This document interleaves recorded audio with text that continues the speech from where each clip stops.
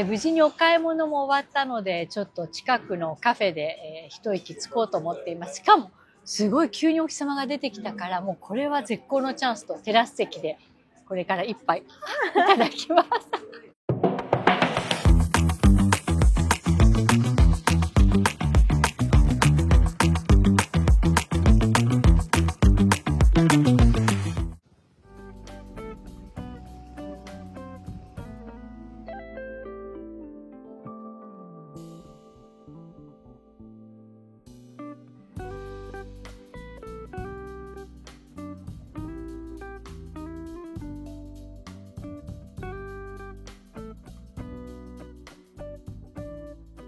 普段からこのロック、左岸のエリアっていうのはよく来られますか？実は意外と来ない場所で、こうやって買い出しをしたりするのはまあ10日に一遍とかかなという感じですね。だから何か用事があってこちらのロック左岸の方に来ると立ち寄ってとかっていう感じなんですけれども、そんなにしょっちゅう来る感じではないんです。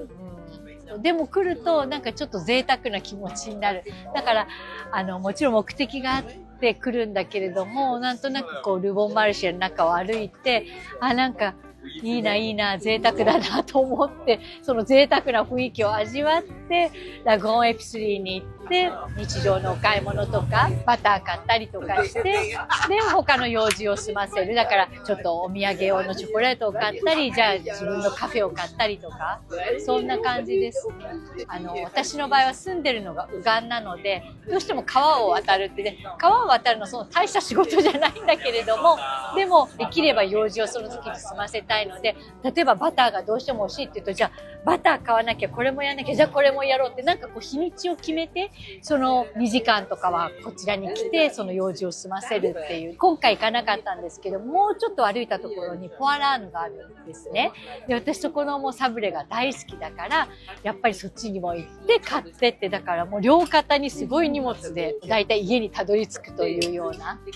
そう。でもまた建物の雰囲気も違うし、こう歩いてる方たちの雰囲気も違うし、とても観光の方も多いので、なんかそういう雰囲気を楽しんでます。チョコレート屋さんとか、紅茶屋さん、チーズ屋さん、コーヒー屋さんとか、いろんなお店がありますよね。本当に小さな商店も大好きだし、そういうところのお店の方とお話ししながら買い物するのがすごく好きだし、でもこういうグランエピスリーみたいになんか全てが揃ってるっていう場所もなかなかないので、そんなしょっちゅう来るところじゃないけど、来たらちょっと楽しみたいなと思って。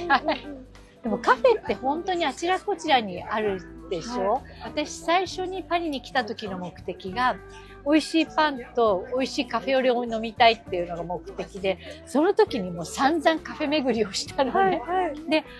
本当にカフェの文化がフランスというかパリって根付いてるんだと思って、住み始めてからも、例えば原稿を書かなきゃいけないとか、何かをする時には必ずカフェに行ってやってた。家じゃなくって、わざわざカフェに行ってお茶を飲みながらっていうのが楽しみだったんだけれども、だんだんやっぱり子供が生まれて、そういう時間が少なくなってきて、でもたまにこうやって来るとやっぱり楽しいし、人間観察の場でもあって、なんか変な意味じゃなくて、こう歩いてる人たちのこうファッションをこう見ながら、素敵なマダムだなとか、こういう組み合わせがあるんだとか思いながら、はい。それこそ子供たちが小さい時って、やっぱり子供のことでいっぱいいっぱいだと、アパートの管理人さんが、マダム、ちょっとね、自分の時間持った方がいいわよ。30分ぐらい預かってあげるとかって言ってくださって、で、預かってくれるの赤ちゃんを。そうすると私はその間に一人で、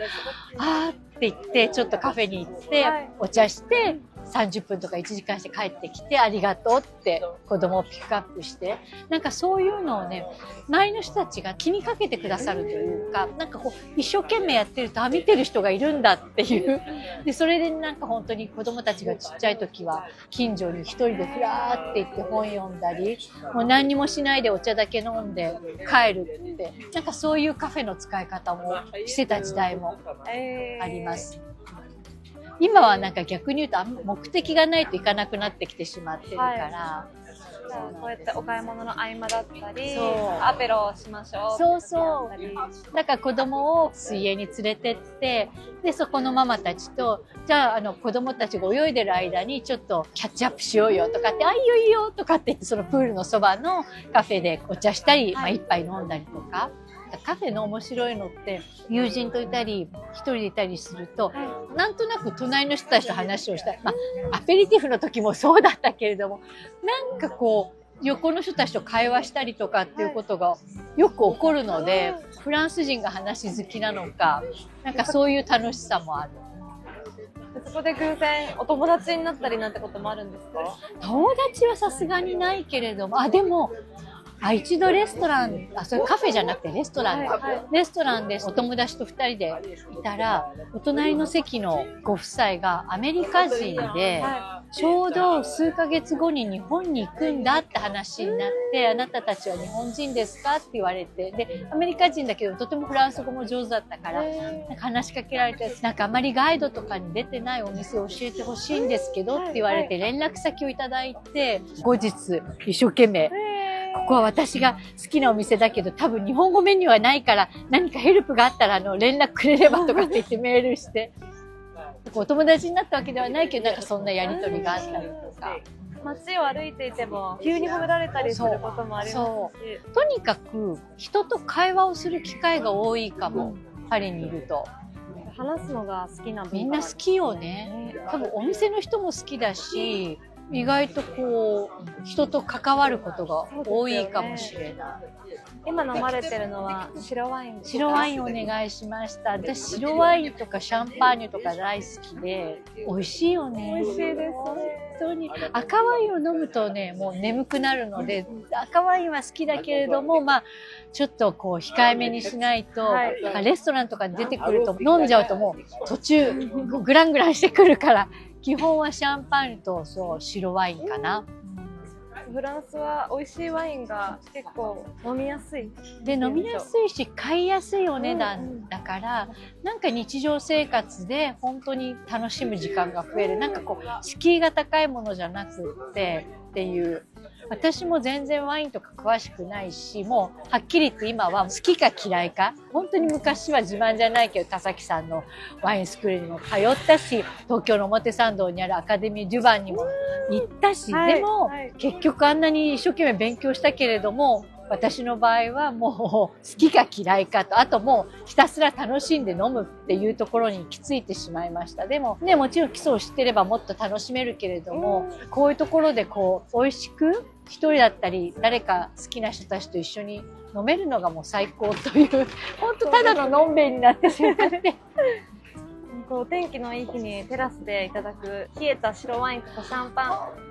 美味しいです。もう本当に変な言い方なんだけれども、一日の終わりになんかそれが待ってるんだったらば頑張れちゃうという感じですね。別に一本飲みたいわけじゃないけど、冷えた一杯の白ワインだったりシャンパンだったりをこうやってお日様に当て、だって今だってもう5時50分なのにこの日差しだから、これからの季節は楽しまないと。6月に入ったらもっと日が長くなって10時ぐらいまで明るいでしょ。仕事が終わって会社を出てもまだ明るいし、私も子供の送迎が終わって迎えに行って家に帰る頃もまだ明るくって、もうそれだけでなんかもう気持ちが浮き立つし、エネルギーが湧く、こう一日を有効に使っている感覚がする。まさにその季節がやってきてるので楽しまないとという。夏のフランス最高ですね。本当に最高です。で、しかも今年は冬が結構きつかったというか、本当に雨が多くって、寒くって、青空が3日間連続出たのが、今年の1月か2月だったんだけど、もう記録で言うと2023年の9月以来だったんですね、それが。それぐらいずっとこのオリンピックがあった夏の時期も雨だったり曇りとかが多かったから、いろんな気候の問題があるし、やっぱりその中でこうやってお日様が出た時はもう楽しまないとっていう。もうフランス人もわらわらと。わらわら来るね。本当に、こんなにパリに人がいたんだっていうぐらいみんな出てきてるものね。春のヨーロッパって結構こう、気温とかは3月、4月、5月って服装に気をつけなさいってよく言われていて、あったかいからって言って本当にシャツ1枚で出ちゃうとすごい急に寒くなるから、必ずやっぱり上着を持つとか、変な話もうコートとか持っててもおかしくないっていう。だって今朝だって気温多分10度ぐらいでした。10度切ってたでしょ、多分。じゃあ6月に入っても気を緩めちゃダメで、時々朝はやっぱり、うわ、なんかひんやりしてる。子供たちにもちゃんと上着着て行ってって、でも暑いから、午後暑くなるからって、でも行くまでが寒いんだからっていう。だからなんか完全なるこう模様替えっていうのを私もあんまりしたことがなくて、実は先週すごい暖かかったから、ちょっとこう奥にあったものを前に出して、前にあったものを奥には入れたけれども、完全には衣替えってしないかな。厚手のニットとかはしまうけれども、それ以外はもう一年中取り出せるところに置いてます。朝はこう1枚着て、午後になったら脱いでっていう、その繰り返しかな。結構夏場も。だって8月とかも冷える時は朝すごい寒いもの。そうなんですね。そう。8月も。8月でも。だって覚えてるのが、次女が生まれたのが8月の初旬なんだけれども、私ずっと3日間クリニックに行って、でもクリニックから、はい、もう元気だからじゃあお帰りくださいって言われて、家に帰されて、もうその翌日からお散歩とかしてたんだけれども、その時カーディガンを着てた。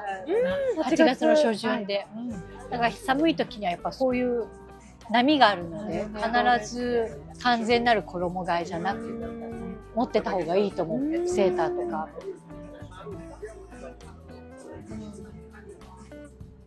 クローゼットの中身紹介でもね、ご紹介してくださったケープとか、やっぱスカーフが、じゃあそういう時に活躍するんですね。なんとなく日本って春になったらなんかやっぱり春っぽい素材のものを着ようとか、季節に合わせてみんなこう意識して服を変えたりするし、これだとちょっともう冬っぽいかなとかっていう表現をすごくするんだけれども、私もフランスに住んで、もちろん四季があってそれに合わせたスタイルっていうのは当たり前なんだけれども、あとはもう自分の肌感覚なんだって。だから夏でもブーツ履いてる人いくらでもいるし、アグとか履いてる人もいるし、でも冬でも薄着の人もいれば、なんかその自分の肌感覚に合わせてみんなファッションをしてるなと思って。急に太陽が差してきて、ね、急に本当に差すぐらい暑い感じ。すごいすごい。なんか日本のカフェ文化とフランスのカフェ文化の違いだったり感じることってありますか？なんかやっぱりもう文化として根付いてるなっていうのを思うのと、あと私たち今日テラス席だけど中の席があって、あとカウンターでの立ち飲みとかやったことある。本当に常連の方とかが来てカフェをパッと立ち飲みで一杯飲んでとか、クロワッサン一個かじって出てくみたいな、すごくやっぱ生活に根付いてるんだろうなって思うことが多いんですね。で、こういう雰囲気とかもすごく好きだし、カウンターの中にいるお店の方とカウンターの外でこう飲んだり食べたりしてるその距離感もすごくなんか心地いいなと思ったり、やっぱカフェはフランスのパリの大切な文化の一つなんだなって思うことが多いです。あと、今でこそ紙コップでこうテイクアウトができるようなお店がとても増えたけれども、やっぱりもともとはみんなテイクアウトじゃなくて、なんかカフェ一杯飲みたいって言ったら入ってカウンターで飲んで出てくるっていうような文化だったから、なんかそれは今のこう便利な世の中の中でいくとちょっと逆行してるのかもしれないけれども、ずっとこう維持できたらいいなって思う素敵な部分で、やっぱり紙コップじゃなくってきちんとカフェのカップでこういただけるのは美味しいし、でも確かに便利さでいくとね、こうちょっとテイクアウトして飲みながら歩ける方が楽は楽なんだけれども、そうですね。あとやっぱりそのカフェのギャルソンの方たちのプロフェッショナルな感じも好きですね。なんかこう見てて楽しい動きとか。キレキレですもんね。キレキレですよね。ちゃんとなんか采配して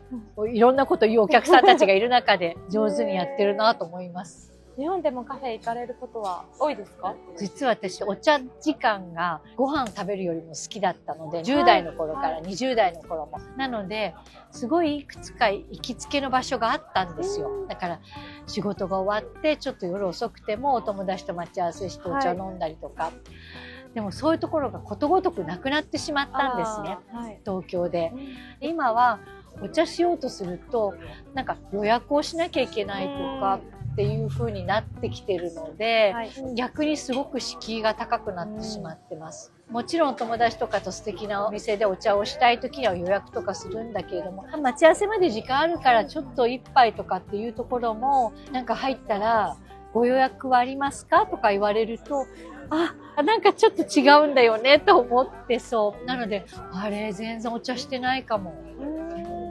この間も東京に家族でいたんですけれども、大人がお酒が飲みたくってテラス席でお酒を飲もうとしたら、お子さんたちの年齢はって聞かれて、って言ったら、未成年がいる場合はテラスでダメですって言われて、でも彼らはジュースだけですよって、私たちはお酒だけどって言ってもすごいダメって言われたりして、せっかくのテラス席でお酒も飲めないし子供が一緒だともうこの時間はダメなんだとか、結構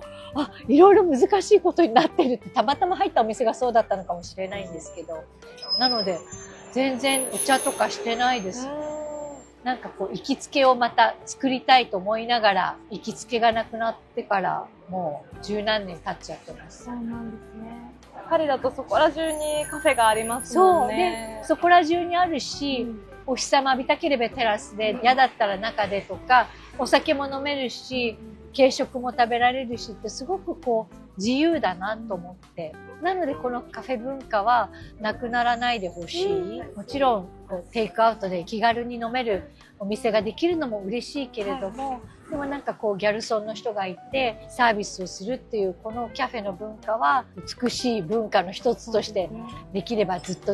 維持していただきたいなと思ってます。かなり日が暑いので、なんか酔いが回りそうなので、この辺で皆様とはお別れしたいと思います。皆さんの好きなキャフェの過ごし方とか、あるいはパリの逆におすすめのカフェとかあったら、ちょっとトライもしてみたいですし、それから私も東京の人間なので、もし東京のおすすめのカフェとかあったら教えてください。ちょっと自分の行きつけを作りたいと思っているので、よろしくお願いいたします。ありがとうございました。そしてチャンネル登録もよろしくお願いいたします。